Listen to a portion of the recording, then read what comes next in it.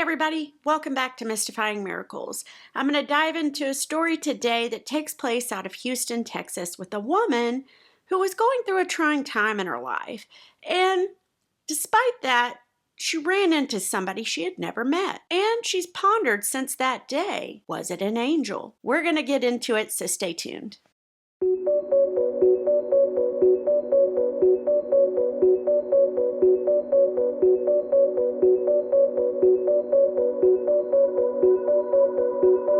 Pam Zolman. She lived in Houston, Texas, and she knew a secret that only 3 to 4 other people tops knew. Those people, they were Pam herself, her husband Bill, Bill's secretary Jill, and Jill's husband. What was the secret? I bet you might have an idea. Well, Pam's husband of 30 years, Bill, he wanted a divorce, and he wanted the divorce so that he could marry Jill. Divorce. That's nothing new. I mean, it's been going on since the Bible days, since Jesus' time. Pam's mother herself had been married and divorced several times. In fact, Pam's father, her mother divorced him when Pam was just 2 years old. And the odd thing, or at least to Pam herself, was that her and Bill, they still loved each other. Or, well, she still loved him, I guess you could say. But they still were affectionate towards each other. Pam said they still held hands and all that. So this just threw her for a loop. On February 14th, 2001, Bill and Pam went to dinner to celebrate Valentine's. This was something they'd done for years throughout their whole time together. This time was no different. Pam says the date was great. The dinner was romantic. Everything was wonderful till the end, when it was over. And that's when Bill broke it to Pam that he was moving out. And he said to her, quote, "Nothing you say or do will change my mind." Well, as I said, Valentine's had always been special to the two of them. And so doing this on Valentine's Day was that's just mean, but that's my opinion. So, she just, in Pam's head, couldn't get, okay, we were just holding hands the other day.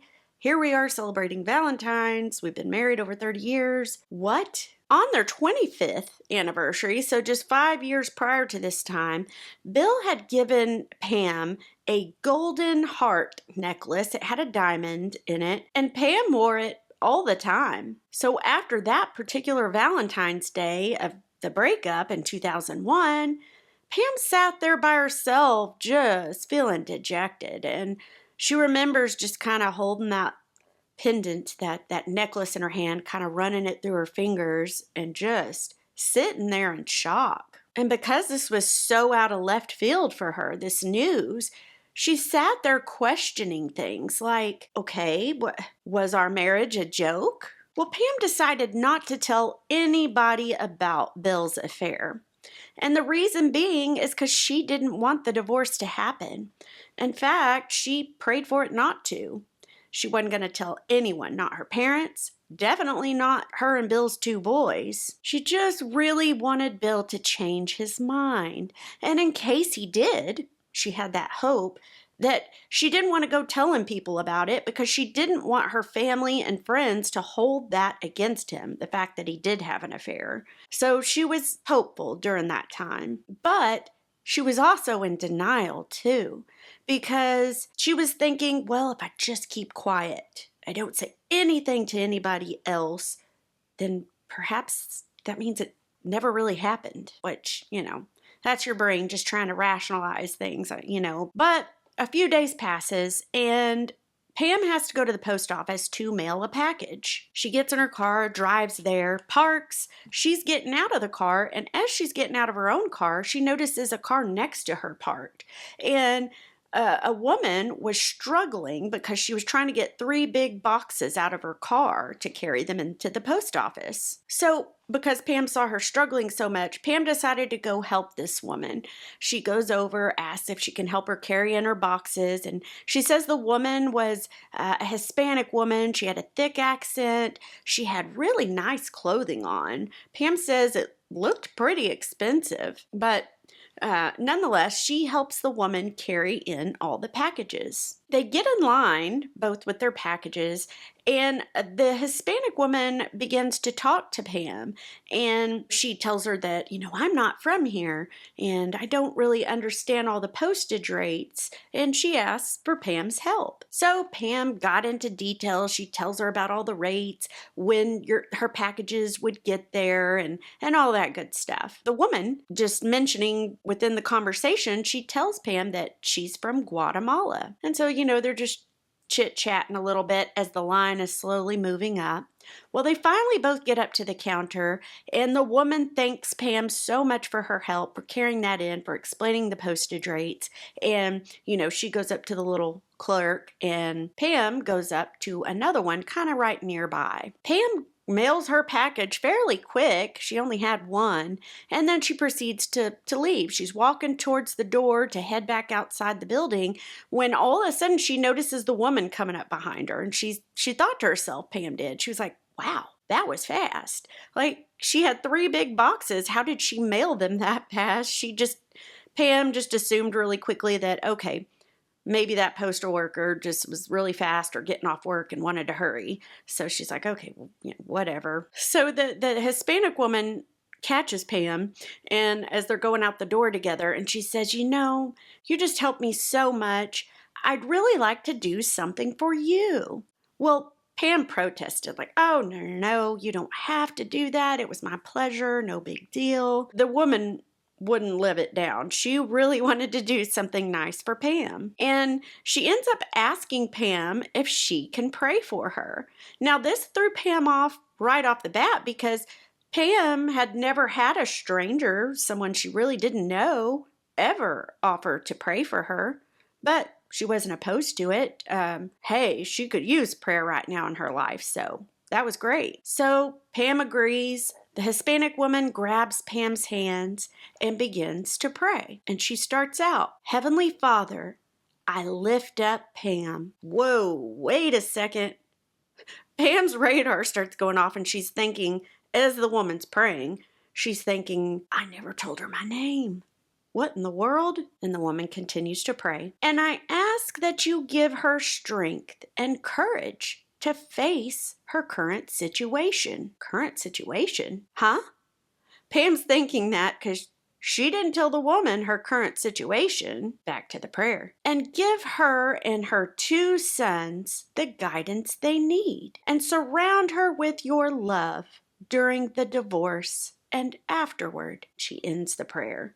This has just left Pam so shocked, so not understanding what's going on because she never told the woman her name, never told her a situation, never told her anything personally. So as soon as that prayer ends, Pam's eyes shoot wide open, and she looks at the woman's face in front of her, and she says it was so serene and sweet and calm and just a sweet, still presence. So the woman ends the prayer, squeezes Pam's hands, just a show of comfort. And Pam's still speechless in this moment. The lady begins taking off a charm bracelet that she herself is wearing, and she places it on Pam's wrist. Well, of course, when she's doing this, Pam tried to resist and say, oh, no, please don't give me your charm bracelet. I don't need that, But the woman kind of interrupted her and just said, I want you to wear this. It will remind you of God's love for you. And then the woman looked and saw the heart necklace with the diamond in it that Pam was wearing, that she had always worn, that her husband gave her. And she looked at Pam and she told her, this isn't a promise like that one. This is God's promise to you. Well, she's left shaken up, not really understanding what just took place, but she thanks the woman. And, and she's left happy and peaceful. And so she proceeds to ask the Hispanic woman for her name and number in case, she wants to chat with her again or anything like that. So the lady scribbles it down on a little scrap of paper and she hands it to Pam. Pam, not wanting to lose it, pulls out her wallet, opens up the zipper change purse, and she stuffs the piece of paper in there, zips it back up, closes the wallet, puts it back in her purse. Both women wave, they both leave, and that was that. And the whole way home, Pam just can't get it out of her mind. She's thinking about the whole encounter, everything that took place, everything that was said, and she's still speechless. So, once she pulls up to the house, gets inside, she decides to take out that piece of paper with the woman's name and number. She begins just looking through her change purse and where she placed it, but it's not there. It was completely gone. I mean, where was it? How could it have just disappeared? She didn't even get out of her car. She got right in her car, drove home. She didn't open her purse, the change purse, nothing, and it's not there. It's not anywhere in her purse or car. So this is another just baffling thing to Pam. That's the moment Pam begins to wonder, was the Guatemalan lady really an angel in disguise? She just had no clue. And she thought about, well, okay, let's say the woman wasn't an angel in disguise. Pam knew one thing, and that was God was using that woman, like using her big time to help Pam. And Pam says, that particular woman, she didn't come off as any ordinary woman. And there's still the question, how did she know Pam's secret? As I said in the beginning of the story, only 3 to 4 people, Pam herself included, knew about it. So, Pam says in the time since that moment, meeting that woman and what she did and said and prayed has been an incredible comfort to Pam. And, the divorce, it did take place. But all the more, comfort that Pam needed, especially during that time. And she said not only during that time and through the divorce, but in years after it, that one scenario has brought her comfort for years to come since that time. And Pam kept that charm bracelet and she still wears it. She still looks at it whenever she feels that she just needs assurance from God and just peace about whatever's going on. She looks at that charm bracelet that woman gave her that she wears and she just remembers. She just knows how much God loves her. And He does care what happened with Pam and her life and her family's life. That is just a wonderful story. I loved it. So I don't know about you guys, but I want to know your thoughts. Let me know. And I thank you for watching. Such a blessing. I hope this story was a blessing to you guys. And I hope you guys have a great rest of your week. Thank you. I will see you guys for the next one.